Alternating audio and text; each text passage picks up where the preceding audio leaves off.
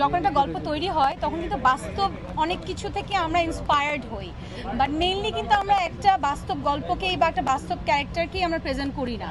So অবশ্যই আপনারা যখন দেখবেন, আমি তো একজন নাটকের মেয়ে, ওই জায়গা থেকে যখন একটা নায়িকার ক্যারেক্টার প্রেজেন্ট করেছি আমার অনেক স্টাডি করতে হয়েছে। হ্যাঁ, সো ওই জায়গা থেকে স্টাডি করে একটা ক্যারেক্টার প্লে করেছি, বাট আপনারা যখন দেখবেন আপনারাই বুঝতে পারবেন যে আসলে এখানে কতটুকু মিল আছে কতটুকু নেই। বাট আমি বলবো পার্সোনালি কোনো নায়িকার সাথে আসলে এই গল্পের কোনো মিল নেই। সো আপনারা প্লিজ এই ভুল ভ্রান্তিতে থাকবেন। আমার কাছে মনে হয় access of anything is poison. আমি যদি কাউকে ভালোবাসি, সেটা যদি অনেক বেশি ভালোবাসা হয়ে যায় সেটাও পয়জন হতে পারে। আমি যদি আবার কাউকে ঘৃণা করি সেটাও যদি অতিরিক্ত মাত্রায় হয়, or if I do anything right or wrong সেটাও যদি অতিরিক্ত মাত্রায় হয়, সব কিছুই কিন্তু আমাদের লাইফে একটা পয়জন হয়ে দাঁড়াতে পারে। সো ওই জিনিসটাই আসলে আমাদের মেইনলি এখানে তুলে ধরা। সো আপনারা যখন কাজটা দেখবেন তখন you will feel the same. আমার মনে হয় না থাকলে তো আসলে আপনাদের দেখার আগ্রহটাও বাড়বে না। অবশ্যই এটা কি হয়, আমরা যখন নায়িকারা বা একটা আর্টিস্ট শুটিং সেটে থাকে, আশেপাশে কিন্তু পুরো টিম ঘিরে থাকে। সো ওই টিমটাকে ঘিরেই আসলে আমার প্রথম পোস্টারটা। আর অবশ্যই ওখানে কিছু টুইস্ট আছে, কিছু থ্রিলড ব্যাপার আছে স্টোরিতে, যার কারণে হচ্ছে আপনারা ওই ছবিটা দেখেছেন উইথ দ্য ব্লাড। এই তো, সো আই থিঙ্ক দেখলে আপনারা আরও কাজটা ভালো মতো বুঝতে পারবেন। আমার মেইন আকর্ষণই পয়জন। আমি এবার বোধহয় আমার ক্যারিয়ারে এই প্রথম আমি এত কম কাজ করেছি।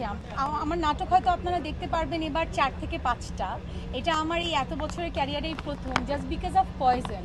পয়জন নিয়ে আমি, আমার টিম এবং আমার দর্শক এতটা মানে এক্সাইটেড ছিল, তাদের এত এক্সাইটমেন্ট আমি দেখেছি। সো আমি আসলে পুরো দমে চেষ্টা করেছি পয়জনের সময় দেওয়ার। সো আজকে এখন তো প্রিমিয়ার চলছে, সো এরপরে তো বোঝা যাবে। If you think like that's okay, আমার কোনো প্রবলেম নাই। But it's a good thing যে আমরা এরকম একটা কন্টেন্ট দিতে পেরেছি কোরবানির মধ্যে। আমি আজকে লাইভে সকালে একটা কথা বলেছি যে এটা আমার ক্যারিয়ারের ওয়ান অফ দি না, আমার সবচেয়ে ডিফারেন্ট ওয়ার্ক অ্যান্ড এটা খুব চ্যালেঞ্জিং একটা ওয়ার্ক। যে আমরা নর্মালি আমাকে খুব রোম্যান্টিকভাবে অনেক সুইট ওয়েতে আমাকে আসলে আমার দর্শক দেখেছে। সবসময় আমার দর্শকদেরকে আমি বলতে শিখেছি একটু ডিফারেন্ট ওয়েতে দেখতে চাই।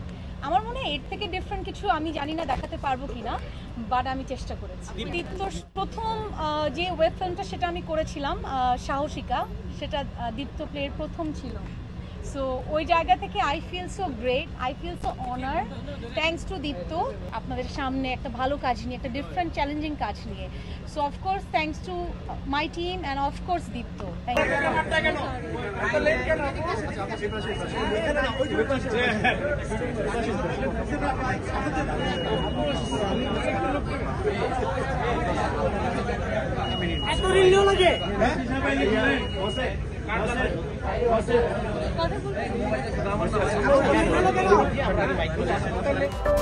ইউ।